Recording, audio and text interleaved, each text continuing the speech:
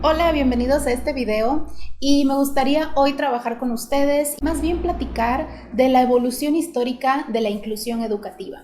Y podríamos comenzar hablando de una de las civilizaciones más antiguas, que es Mesopotamia. Se desarrolló entre los ríos Tigris y Éufrates y su estructura se basaba completamente en una filosofía teocrática, es decir, adoraban y creían en la existencia de muchos dioses. Estos dioses eran duros, eran severos con ellos, ya que si tú cometías algún pecado, tenías que rogar el perdón y tenías que conseguir esa salvación. Pero dicha salvación se obtenía a través del castigo, a través del sufrimiento físico. Por lo tanto, esto fue moldeando la idea de que si una persona nacía con algún tipo de defecto físico o un déficit cognitivo, era porque sus padres habían pecado y por lo tanto ahora este nuevo ser tenía que ser castigado para poder liberar su alma. La terapia en Mesopotamia consistía en un fuerte interrogatorio en donde te preguntaban si has pecado, si has ofendido a alguien, si has hecho algo malo, y tú tenías que terminar diciendo que sí, porque si no, supuestamente no te ibas a curar, porque no estabas reconociendo dicha culpa, que aunque no la tuvieras tenías que confesarla. Así que esto provocaba el primer efecto, que es la toma de conciencia de ese mal, para después proceder a liberarlo a través de ciertas prácticas ritualistas. Otra civilización muy importante fue la civilización egipcia. La situación cambió bastante, porque los egipcios pensaban y creían en la trascendencia. Ellos creían en la inmortalidad, en la vida después de la muerte. Según sus creencias, una vez que morías, tenías que ser juzgado por el dios Osiris y tenías que suplicar y rogar perdón. Esta idea de rogar el perdón pudo haber generado en sus pensamientos también la visualización de que ellos eran vulnerables ante alguien mucho más fuerte. Por lo tanto, se volvieron más empáticos con las personas que estaban en una desventaja. En Egipto, aunque sí existían sacrificios humanos, no hay mucho registro de que se hayan dado por un motivo de infanticidio, porque tu hijo nació con algún defecto o con alguna malformación. Difícilmente se observa eso. Es muy interesante ver cómo la religión fue cambiando nuestros pensamientos cada vez más y más, en algunas ocasiones para mal y en algunas ocasiones para bien, pero nos fue moldeando y podemos decir que incluso ha penetrado tanto en nuestra personalidad y en la forma en la que vemos la vida que a veces ni nos damos cuenta de ello. Pasaríamos al mundo griego. Bueno, pues en Grecia se complicó la situación porque primero que nada era un pueblo con una formación militar, recordemos a los espartanos, era un pueblo militar, era un pueblo con fuerza, con poder, donde admiraban esas características físicas. Aquí todavía no les importaba tanto la intelectualidad, el mundo de las ideas o los pensamientos.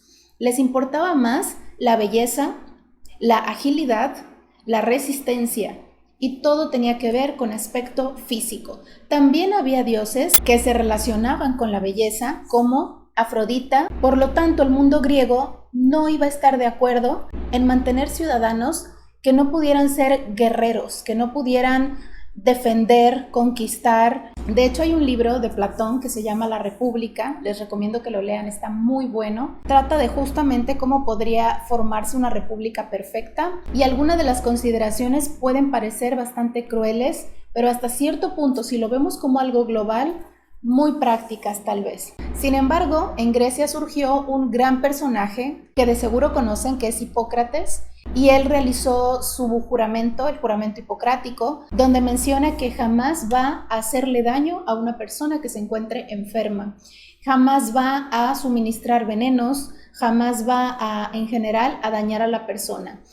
Este juramento hipocrático fue sumamente importante para que las cosas comenzaran a cambiar en Grecia. Porque lo que hizo Hipócrates fue tratar de darle a los hombres un poco más de ciencia, no tanto sentido mágico, sino enfocarse en la medicina y en la asistencia sanitaria. En los romanos, el mundo romano tenía muchas variantes porque, para empezar, la extensión territorial era inmensa y había tenido muchas conquistas. Entonces, imagínense que el mundo romano, el imperio romano, era como un caleidoscopio de ideas, de posturas. Tanto había personas que despreciaban a las personas minusválidas o que tuvieran algún tipo de deficiencia, como había también el interés por la asistencia sanitaria. Entonces era un contexto bastante limítrofe. Séneca, por ejemplo, menciona: exterminamos a los perros rabiosos y matamos al buey bravo, y degollamos a las reses apestadas para que no infecten todo el rebaño. Destruimos los partos monstruosos, y aún a nuestros hijos si nacieron entecos y deformes. Los ahogamos, y no es la ira, sino la razón lo que separa de los inútiles a los elementos sanos. Este era el pensamiento.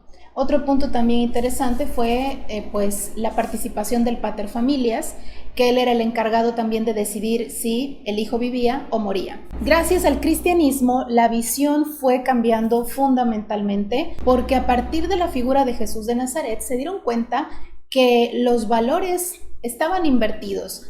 Se dieron cuenta que el pobre, el débil, el desvalido, el enfermo estaba más cercano a Dios porque supuestamente era quien más lo necesitaba. Pasamos a la Edad Media. Todo se volvió mucho más rígido. Si los padres mataban a su hijo, tenían un castigo. En la Edad Media se colocaron en contra del aborto y la Iglesia empezó a fomentar más el apoyo y la asistencia a los enfermos y a los desvalidos. Incluso de esta manera se siembra la semilla para la creación de fundaciones, para la creación de asilos, de hospitales, de orfanatos, etc. Sin embargo, sí hubo un sector dentro del mundo de las enfermedades que fue muy difícil de combatir, que fue las enfermedades mentales y la epilepsia, porque lo adjudicaban mucho más a una representación del mal en la persona. Trataban de curarlo a través de rituales mágicos y cuando se daban cuenta que la persona no mejoraba y en dado caso empeoraba, entonces decidían que tenían que eliminar al portador del mal. Y es ahí donde esta persona pasaba a la famosa Inquisición, a la famosa Santa Inquisición. A partir de esta época también tuvieron el interés de tratar de categorizar a las personas, como decir, a ver, ¿quién es loco? ¿Quién es demente? ¿Y quién es una persona racional? Y en esta época se creó el primer test psicométrico, tratar de medir la inteligencia del ser humano. Es un test primitivo que prácticamente se basaba en contar 20 peniques, en decir el nombre de tu papá, el nombre de tu mamá, decir tu edad, y con eso se tenía el resultado de si estabas racional, si eras racional, o si tenías algún tipo de deterioro cognitivo. En la época del Renacimiento a la Ilustración, pues empezó a cambiar todo para bien, porque aquí, en lugar de contemplar al ser humano como parte de la sociedad, te enfocaste más en el individuo, en cómo te sientes, en quién eres, en cuáles son tus sentimientos, cuáles son tus ambiciones, tus miedos, como profundizó mucho más en el verdadero ser.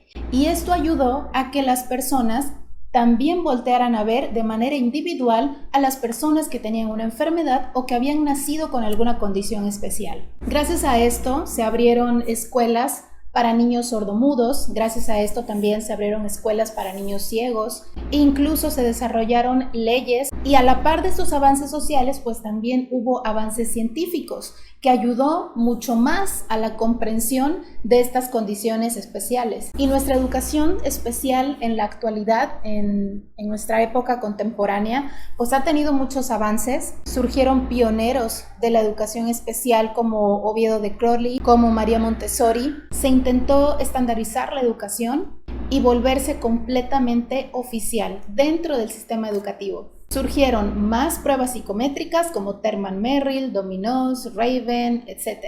Y esto ayudó también, como les platicaba, a reclasificar a los grupos y poderlos colocar según el avance o la capacidad que puedan llegar a tener. Actualmente la educación especial está institucionalizada, es oficial, maneja sus propios retos, sus propios avances y tiene también sus propias formas de medir el desarrollo de los niños. Espero que les haya gustado este video y nos vemos en el siguiente. Adiós.